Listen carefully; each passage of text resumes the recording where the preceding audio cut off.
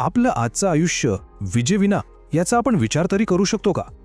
अन्न, वस्त्र, निवारा या आपल्या गरजा आहेतच, पण आता ऊर्जा ही सुद्धा आपली एक मूलभूत गरज बनली आहे.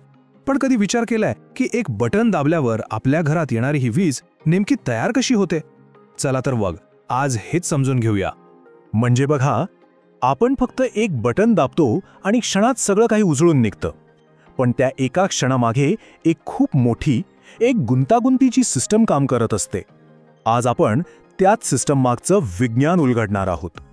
तर आज आपण काय काय बघणार आहोत? सुरुवात करूया सार्वत्रिक वीज इंजिनपासून, मग पाहूया उष्णतेपासून आणि निसर्गातल्या घटकांपासून वीज कशी बनते. आणि हो, या सगळ्याची पर्यावरणीय किंमत काय आहे आणि आपल्या ऊर्जेचं भविष्य कसं असेल यावर ही एक नजर टाकू.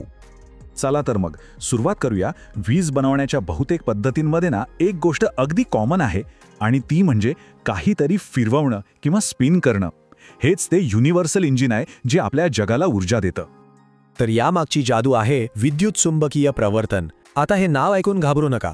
सोप्या भाषेत सांगायचं तर, जेव्हा एखाद्या तारेच्या वेटोळ्याभोवती चुंबक फिरतो तेव्हा त्या तारेत आपोआप वीज तयार होते. बस, वीज निर्मितीचा हाच मूळ पाया आहे.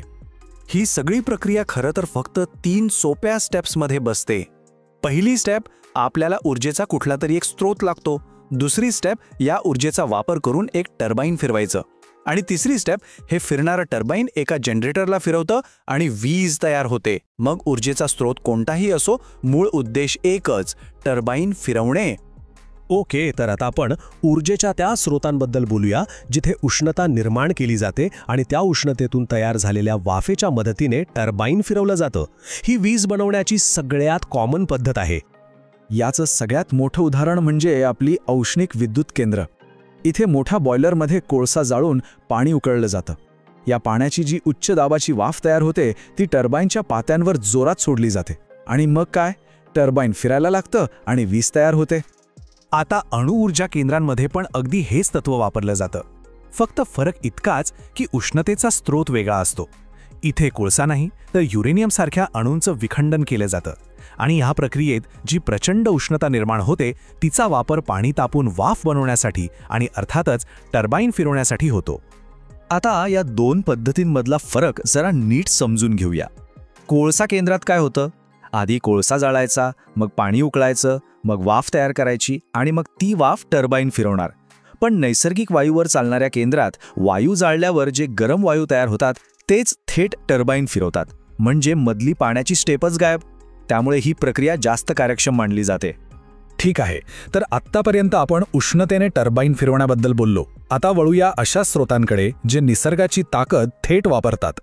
यांना आपण अपारंपरिक किंवा नवीकरणीय ऊर्जा स्रोत असंही म्हणतो. जलविद्युत केंद्रात धरणात साठवलेल्या पाण्याची ताकद वापरली जाते. जेव्हा हे पाणी उंचावरून खाली सोडलं जातं तेव्हा त्याच्या प्रवाहाच्या प्रचंड शक्तीमुळे टर्बाईन फिरायला लागतं आणि वीज तयार होते. आणि पवन ऊर्जेबद्दल तर काय बोलायचं. आजचं तंत्रज्ञान इतकं पुढे गेलंय की समुद्रात उभारलेली फक्त एक मोठी पवनचक्की तब्बल 7 मेगावॅट वीज निर्माण करू शकते. 7 मेगावॅट! यावरून या तंत्रज्ञानाच्या प्रचंड क्षमतेचा अंदाज येतो. आता सौर ऊर्जेचे 2 मुख्य प्रकार आहेत. पहिला, फोटोव्होल्टेक, म्हणजे आपले नेहमीचे सोलर पॅनल. हे थेट सूर्यप्रकाशाला विजेत बदलतात. यात काहीच फिरत नाही. आणि दुसरा आहे सौर औष्णिक.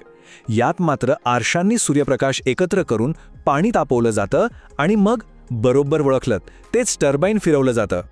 आणि हे फोटोव्होल्टेक तंत्रज्ञान कसं काम करतं बघा. एक छोटासा सेल, असे अनेक सेल एकत्र करून बनतो एक पॅनल. अनेक पॅनल एकत्र जोडून बनते एक स्ट्रिंग. आणि अशा अनेक स्ट्रिंग्स एकत्र जोडून तयार होतो एक प्रचंड मोठा सोलार ॲरे जो संपूर्ण शहराला वीज पुरवू शकतो. तर वीज कशी बनवायची हे तर आपण पाहिलं, पण प्रत्येक गोष्टीची एक किंमत असते. आता आपण त्या पर्यावरणीय आणि सामाजिक किमतीबद्दल बोलूया. हरित ऊर्जा हा शब्द आपण खूप ऐकतो, पण याचा नेमका अर्थ काय? सोप्या भाषेत, अशी ऊर्जा जी निसर्गात कायम उपलब्ध असणाऱ्या स्रोतांपासून मिळते आणि ज्यामुळे पर्यावरणाला कमीत कमी हानी पोहोचते. कोळसा आणि नैसर्गिक वायू म्हणजे जीवाश्म इंधन यांच्या समस्या तर आपल्या सगळ्यांना माहीतच आहेत. प्रदूषण करणारे वायू ज्यामुळे श्वसनाचे आजार होतात, आम्ल पाऊस, जागतिक तापमानवाढ आणि सगळ्यात महत्त्वाचं म्हणजे हे साठे मर्यादित आहेत. ते एक ना एक दिवस संपणारच. पण मग याचा अर्थ असा आहे का की बाकीचे स्रोत एकदम परफेक्ट आहेत? नाही, तसंही नाही. अणु ऊर्जा केंद्रात तयार होणारा किरणोत्सर्गी कचरा कुठे ठेवायचा हा खूप मोठा प्रश्न आहे. आणि अपघात जरी दुर्मिळ असले तरी ते महाभयंकर असू शकतात. दुसरीकडे मोठमोठ्या धरणांमुळे तर अख्खी गावं विस्थापित होतात, जंगलं पाण्याखाली जातात. तर मग या सगळ्या परिस्थितीत आपल्या ऊर्जेचं भविष्य काय? सध्या जागतिक आणि आपल्या देशातली परिस्थिती काय आहे त्यावर एक नजर टाकूया. हे बघा जागतिक चित्र. आजही जगातली तब्बल 63% वीज ही कोळसा आणि नैसर्गिक वायू जाळून तयार होते. म्हणजे आपण अजूनही जीवाश्म इंधनावर किती अवलंबून आहोत हे यावरून स्पष्ट होतं. आणि आता भारताचं चित्र पाहूया. आपल्याकडे तर कोळशावरचं अवलंबित्व अजून जास्त आहे, तब्बल 60%. पण एक चांगली गोष्ट म्हणजे नवीकरणीय ऊर्जेचा वाटाही आपल्याकडे वेगाने वाढतोय.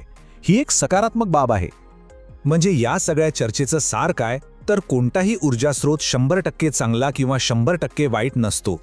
आपल्याला नेहमी उपलब्धता, त्याचा खर्च आणि पर्यावरणावर होणारा परिणाम या तिन्ही गोष्टींमध्ये एक बॅलन्स साधावा लागतो. आणि म्हणूनच आपण वीज कुठून मिळवतो यापेक्षाही एक महत्त्वाची गोष्ट आहे, ती म्हणजे आपण ती वापरतो कशी. कारण ऊर्जा निर्माण करण्यापेक्षा ती वाचवणं हे नेहमीच सोपं आणि जास्त चांगलं असतं. आपली ऊर्जेची भूक तर दिवसेंदिवस वाढणारच आहे. प्रश्न फक्त हा आहे की या ऊर्जेसाठी आपण कोणती किंमत मोजायला तयार आहोत.